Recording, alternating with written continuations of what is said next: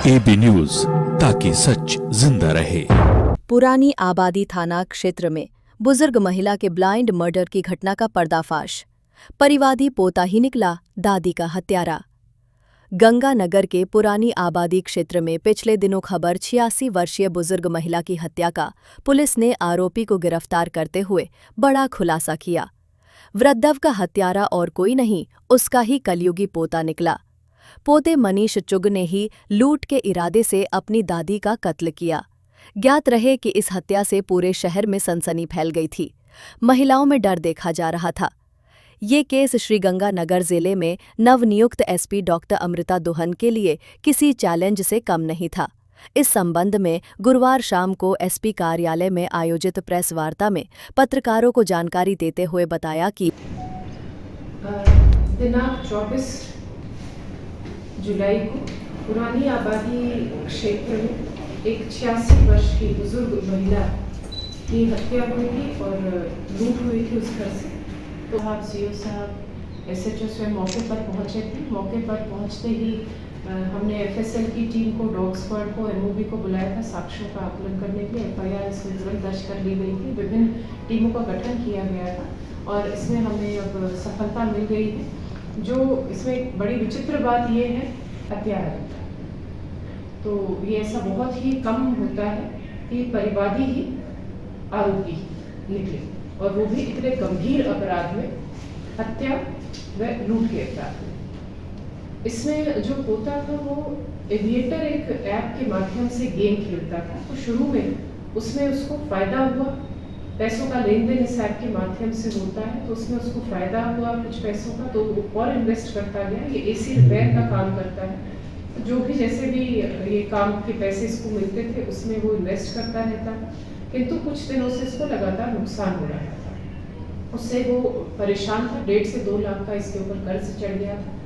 फिर अभी जैसे जिस दिन 24 तारीख को भी इसने 15-20 हज़ार रुपये उसमें खो दिए थे, उसमें उसको नुकसान हुआ था।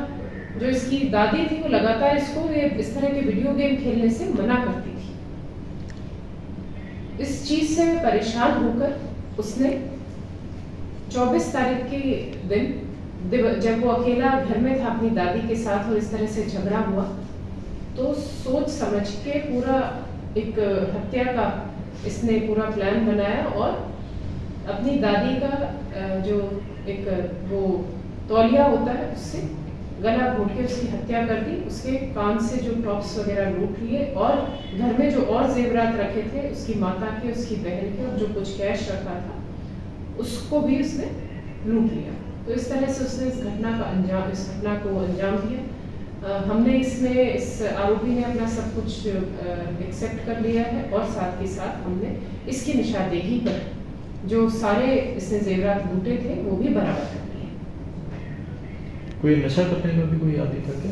नहीं, नशे का नहीं, ये वीडियो गेम खेलने का ज़्यादा आदी था। तो सिर्फ बच्चे ही नहीं, मेरा सभी से, आप सभी से अपील है, जो बच्चे हैं, जो बड़े हैं, अगर परिवारजन में किसी को वीडियो गेम इस तरह की आदत लगे तो उसको इससे दूर रखें। खेलने में आप बच्चों को लगाएं, जो फिजिकल गेम्स हैं उनमें लगाएं, पढ़ाई में लगाएं।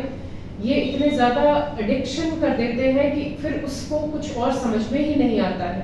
जो ये पोता है, ये पोते की उम्र ही लगभग 24 साल है।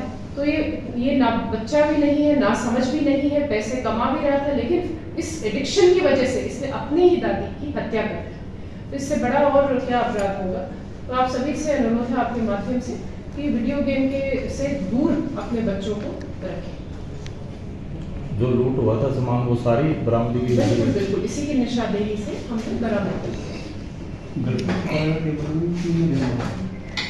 इसने घर पर ही ये जो बाथरूम में होल्डर होता है, बल्ब का होल्डर, उसमें छुपा रखा।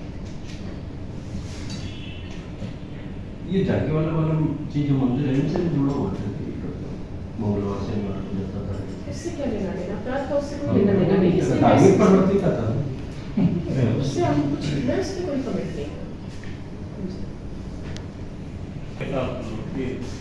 इसने जो हमें बताया था कुछ थोड़ा सा तो शुरू में ही संदेह हो रहा था किंतु फिर हमने जैसे कोई पूरे जो अपने अलग अलग टीम थी, जैसे सीसीटीवी को देखने वाली, आसूचना वाली, तकनीकी माध्यम पर काम करने वाली, जब सभी जगह से हमें कोई जो भी हम लीड पर जा रहे थे हमें कोई सफलता नहीं मिल रही थी, तो हमने फिर इस पर ही काम करना शुरू किया। जो ये बता रहा था कुछ हमें उसमें संदेह हुआ, तो हमने इसका पूरा जो रूट चार्ट था वो बनाया। तो उसमें कई चीज़ें ऐसी आई कि ये उसका जवाब नहीं दे पाया, और जो हमने फिर साइंटिफिक तरीके से इससे इंटरोगेशन की, तो इसने हमें सारी घटना का बिल्कुल विस्तृत रूप में बता दिया।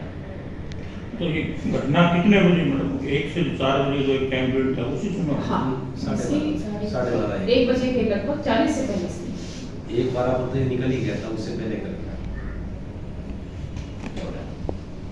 तो लोगों को भ्रम देने के लिए भी 1 से 4 घंटे मतलब यहाँ था ही नहीं, भी हमारे घर पे कोई नहीं था, लास्ट में यही था प्रश्न। अच्छा। 68 पुलिस मुख्यालय के निर्देशानुसार श्रीगंगानगर पुलिस द्वारा एक जो नशे के व्यापारी हैं उनके विरुद्ध 68F की जो कार्रवाई के हमें निर्देश मिले थे, उसमें एक बहुत बड़ी कार्रवाई की गई है। सूरतगढ़ सिटी में जसविंदर सिंह उम्र 36 वर्ष, सूरतगढ़ सदर का ये वासी है।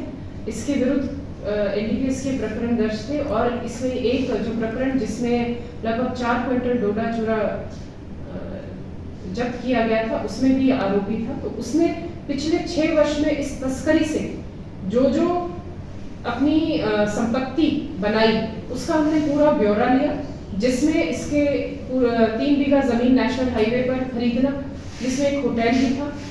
उसके अलावा इसने अपने गांव में एक बहुत बड़ा रिहायशी मकान बनाया। तो इनको हमने अभी मेरे आदेशानुसार एसपी के उस पर एसएचओ ने सीज किया। इसका हमने आगे इस्तगासा तैयार करके एनसीबी में भेजा है। पूरा हमारी कार्रवाई तैयार है, और हमें पूरा विश्वास है कि एनसीबी से भी अप्रूव होकर आ जाएगा। तो इसको हमने कुर्क सीज कर लिया। ये लगभग 6.5 करोड़ के लगभग संपत्ति की वैल्यू है। मेरा यही सभी से ये एक बिल्कुल स्पष्ट मैसेज है नशा तस्करों के विरुद्ध श्रीगंगानगर शहर में, कि अगर आपको लगता है कि आप बच जाएंगे कानून की नज़रों से, तो ऐसा नहीं है। अब हम संपत्ति के विरुद्ध जाएंगे। हम आपके जो इस 68F में आपके परिवारजन की भी जो संपत्ति आपने खरीदी है पिछले 6 वर्ष में, हम उसको भी कुर्क करने का हमारे पास अधिकार है। तो हम उस अधिकार का पूरा प्रयोग करेंगे। आप